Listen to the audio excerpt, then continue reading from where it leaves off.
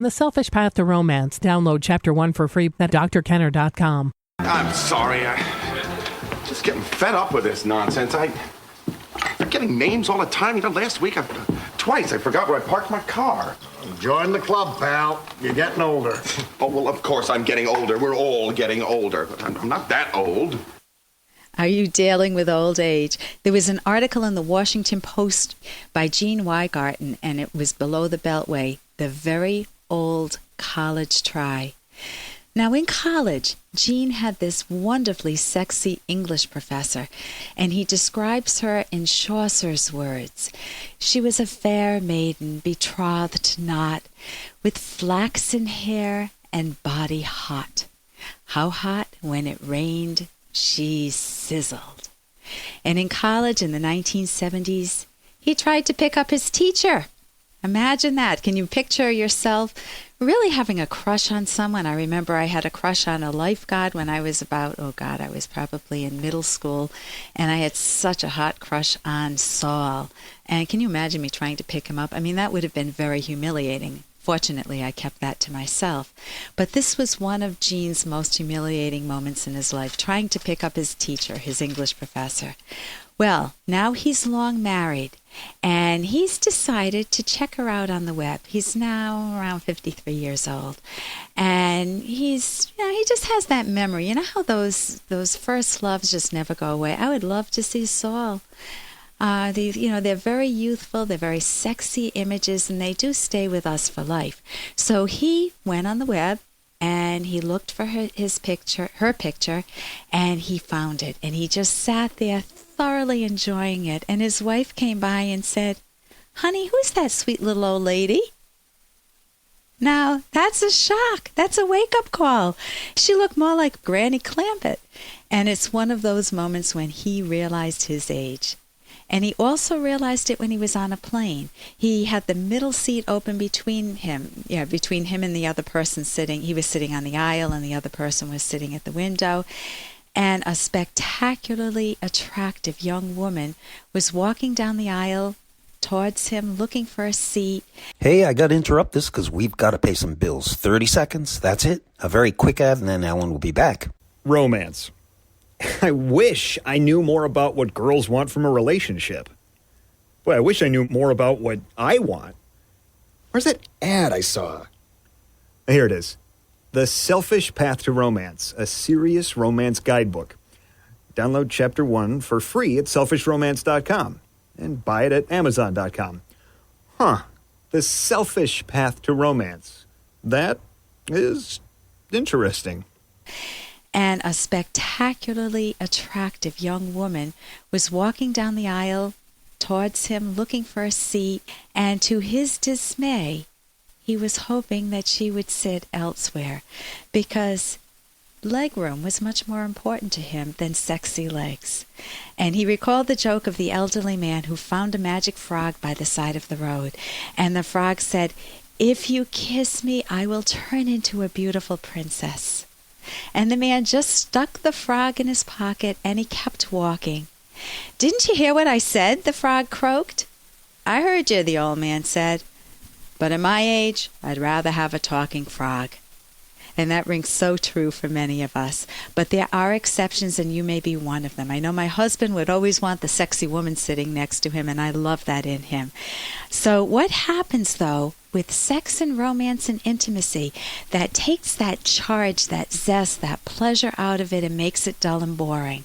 And really, the talking frog is preferable. The talking husband or the talking wife is preferable than the sexy husband or the sexy wife. I recently went to a conference on romance and intimacy, and one of the speakers said, I hate these books that come out and tell you can have passion later on in life or even in middle age, because it's all bogus, and they just build up people's expectations, and that isn't the way life works. And I just sat there and thought, well, this is fascinating. This is at a love, sex, and intimacy conference, and I know that that's not true. I know it's true for many people, but it doesn't have to be. So do you have to lose your sexiness with age? Does it have to go on your to-do list? Oh, my God, I got to please my husband. Let's get this darn thing over with. Let's make it fast. Many people go through life like that, and you don't want to have that happen to you. that means that you've given up the value of romance, of sensuality. And here's a little more from Dr. Kenner. Now here's a question I received from Katrina.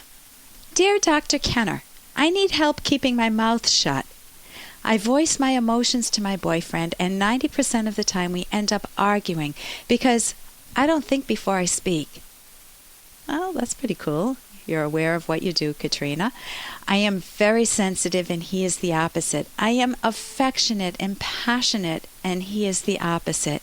So think of what pictures come to your mind, or if you've dated a lot, think of the ones that where you're just so emotional and the other person's very quiet, very timid, very shy, or just very reserved.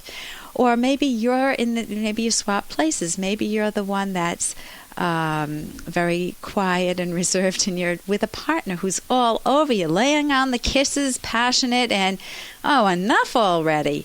So Katrina continues, please help me with the first step to get on the right track to have a strong relationship with the love of my life, Katrina.